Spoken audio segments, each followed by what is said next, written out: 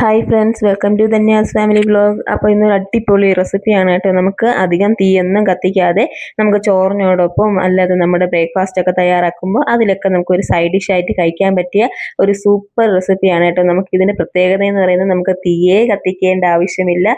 അതുകൂടാതെ തന്നെ നമുക്ക് ഈസി ആയിട്ട് തയ്യാറാക്കുകയും ചെയ്യാം. നമ്മുടെ വീട്ടിലുള്ള 2-3 ഇൻഗ്രീഡിയൻസ് മതി നമുക്ക് വളരെ പെട്ടെന്ന് തന്നെ ഈ സൂപ്പർ റെസിപ്പി നമുക്ക് തയ്യാറാക്കാൻ കേട്ടോ. ഒരിക്കൽ നിങ്ങളിത് തയ്യാറാക്കിയാൽ പിന്നെ നിങ്ങൾ എന്തായാലും ഉറപ്പായിട്ടും മിക്ക ദിവസങ്ങളിൽ നിങ്ങൾ ഇത് തയ്യാറാക്കും കേട്ടോ. അപ്പോൾ നമുക്കിത് എങ്ങനെയാണ് തയ്യാറാക്കുന്നതെന്ന് നോക്കാം. അപ്പോൾ അതിനായിട്ട് ഞാൻ ഇവിടെ ഒരു മീഡിയം സൈസിലുള്ള 2 സവാള എടുത്തിട്ടുണ്ട്. അളവൊക്കെ നമ്മുടെ ഇഷ്ടം അനുസരിച്ച് നമുക്ക് കൂട്ടിയോ കുറച്ചോ ഒക്കെ എടുക്കാം. പ്രത്യേകിച്ച് ഇതിന് അളവൊന്നും ഇല്ല കേട്ടോ. അപ്പോൾ ഞാൻ ഇവിടെ ഒരു മീഡിയം സൈസുള്ള 2 സവാള എടുത്ത് തൊലിയെല്ലാം കളഞ്ഞതിന് ശേഷം കഴുകിയിട്ട് നമുക്കിത് ഇതേപോലെ പൊടി പൊടിയായിട്ടൊന്ന് അരിഞ്ഞെടുക്കാം കേട്ടോ. അതുപോലെ 2 സവാളയും നമുക്ക് അരിഞ്ഞെടുക്കാമേ. ഞാൻ പറഞ്ഞ പ്രത്യേകിച്ച് അളവൊന്നുമില്ല. നമ്മുടെ വീട്ടിലുള്ള അംഗങ്ങൾക്കനുസരിച്ച് നമുക്കിതിനെ അളവിലൊക്കെ വ്യത്യാസങ്ങൾ വരുത്താം കേട്ടോ. അപ്പോൾ ഞാൻ 2 ഇവിടെ അരിഞ്ഞെടുത്തിട്ടുണ്ട്. ഇനി അത് നമുക്ക് മിക്സിയുടെ ജാറിലോട്ട് ഇട്ട് കൊടുക്കാം. ഇനി നമുക്ക് ഇതുപോലെ പൊടിയായിട്ട് അരിയാൻ പ്രയാസമാണെങ്കിൽ ഒരു ചോപ്പറിലിട്ട് നമ്മൾ ജസ്റ്റ് ഒന്ന് ചോപ്പ് ചെയ്തെടുത്താലും മതിയാവും കേട്ടോ. അപ്പോൾ അതിവിടെ റെഡി ആയിട്ടുണ്ട്. ഇനി നമുക്ക് തക്കാളി എടുക്കാം കേട്ടോ. അപ്പോൾ തക്കാളി നമുക്ക് ജസ്റ്റ് ഇതൊന്ന് അതേപോലെ പൊടി പൊടിയായിട്ടൊന്ന് അരിഞ്ഞെടുക്കാമേ. അപ്പോൾ അതിവിടെ റെഡി ആയിട്ടുണ്ട്. ഇനി ഇതിലേക്ക് നമുക്ക് ആവശ്യമായിട്ടുള്ളത് മല്ലിയിലയാണ് കേട്ടോ. അത് ഓപ്ഷനിലാണ്, കയ്യിലുണ്ടെങ്കിൽ ഇട്ടോളൂ കേട്ടോ, സൂപ്പർ ടേസ്റ്റ് ആയിരിക്കും. അപ്പോൾ ഞാൻ ഇവിടെ കുറച്ച് മല്ലിയില പൊടി പൊടിയായിട്ട് അതും അരിഞ്ഞെടുത്തിട്ടുണ്ട്. അത് നമുക്ക് ഇതിലോട്ട് അങ്ങ് ഇട്ട് കൊടുക്കാം. ഇനി ഇതിലേക്ക് നമുക്ക് വേണ്ടത് ഒരു ഇടികല്ല് എടുത്തതിന് ശേഷം അതിലേക്ക് ഒരു 3-4 ടേബിൾ സ്പൂണ് കപ്പലണ്ടി ഇട്ട് കൊടുക്കാം കേട്ടോ.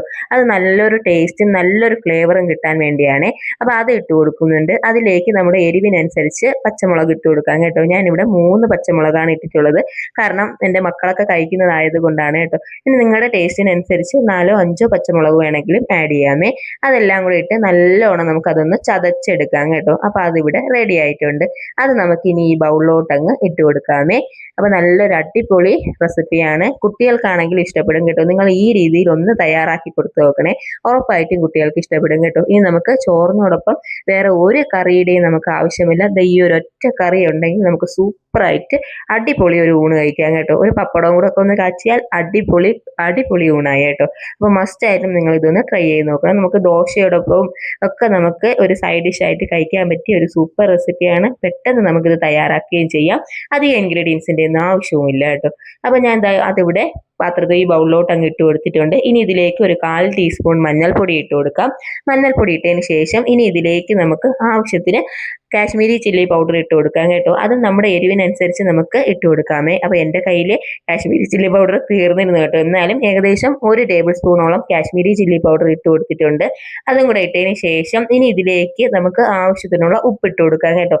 ഇപ്പം നമുക്ക് തൽക്കാലം ആവശ്യത്തിനുള്ള ഉപ്പിട്ട് കൊടുക്കാം.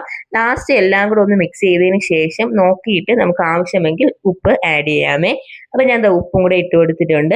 ഇനി ഇതിലേക്ക് നമുക്ക് മെയിൻ ആയിട്ട് വേണ്ട ഒരു ഘടകം എന്ന് പറയുന്നത് എണ്ണയാണ് കേട്ടോ. അതായത് വെളിച്ചെണ്ണ നല്ലോണം ഒന്ന് ചൂടാക്കി എടുക്കണേ. നല്ലോണം ഒന്ന് ചൂടാക്കി എടുത്തതിന് ശേഷം ആ ചൂടോടുകൂടി തന്നെ നമുക്ക് ഇതിലേക്ക് അങ്ങ് ഒഴിച്ചു കൊടുക്കാം കേട്ടോ. ചൂടോടുകൂടി തന്നെ ഇതിലോട്ട് അങ്ങ് ഒഴിച്ചു കൊടുത്തതിന് ശേഷം നല്ലോണം ഒന്ന് മിക്സ് ചെയ്ത് കൊടുക്കാമേ. ഒന്നുകിൽ ഒരു സ്പൂണ് കൊണ്ട് നല്ലോണം ഒന്ന് മിക്സ് ചെയ്യാം, ഇല്ലെന്നുണ്ടെങ്കിൽ നമുക്ക് കൈ വെച്ച് നല്ലോണം ഞരടി ഒന്ന് മിക്സ് ചെയ്തെടുക്കാം കേട്ടോ.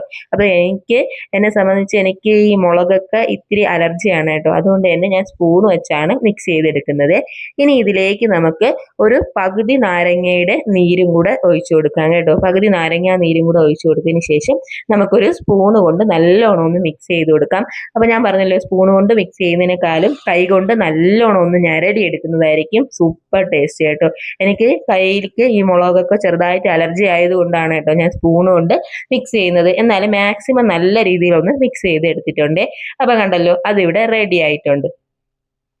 ഇത്രയേ ഉള്ളൂ കേട്ടോ. വളരെ ഈസി ആയിട്ട് നമുക്ക് തയ്യാറാക്കാൻ പറ്റിയ ഒരു സൂപ്പർ റെസിപ്പിയാണ്. നമുക്ക് ദോശയോടൊപ്പം ഉച്ചയ്ക്ക് ചോറിനോടൊപ്പം ഈ ഒരു ഒറ്റ കറി മതി കേട്ടോ നമുക്ക് നല്ല അടിപൊളിയായിട്ട് ചോറ് കഴിക്കാനായിട്ട്. അപ്പോൾ മസ്റ്റായിട്ടും നിങ്ങൾ വീഡിയോ ഫുള്ളായിട്ടൊന്ന് കണ്ടതിന് ശേഷം തയ്യാറാക്കി നോക്കണം. ഫീഡ്ബാക്ക് കമൻസ് ആയിട്ട് അറിയിക്കാനും മറക്കരുത്. ഇത് കണ്ടിട്ട് എങ്ങനെയുണ്ട്, എളുപ്പമല്ലേ തയ്യാറാക്കാനായിട്ട്? സവാളയും തക്കാളിയും ഒക്കെ നമ്മുടെ വീട്ടിൽ എപ്പോഴും ഉണ്ടാവും കേട്ടോ. പിന്നെ നമ്മുടെ അളവൊക്കെ ഞാൻ പറഞ്ഞല്ലോ, നമ്മുടെ എരിവിനനുസരിച്ചൊക്കെ നമുക്ക് കൂട്ടിയും കുറച്ചും ഒക്കെ നമുക്ക് ആഡ് ചെയ്യാം കേട്ടോ. ഇതും കുറച്ച് ചോറും കൂടെ വെച്ച് അങ്ങ് കഴിച്ചു നോക്കണം കേട്ടോ. സൂപ്പറാണ്. അപ്പോൾ മസ്റ്റ് ആയിട്ടും ട്രൈ ചെയ്ത് നോക്കൂ, ഫീഡ്ബാക്ക് അറിയിക്കൂ. താങ്ക്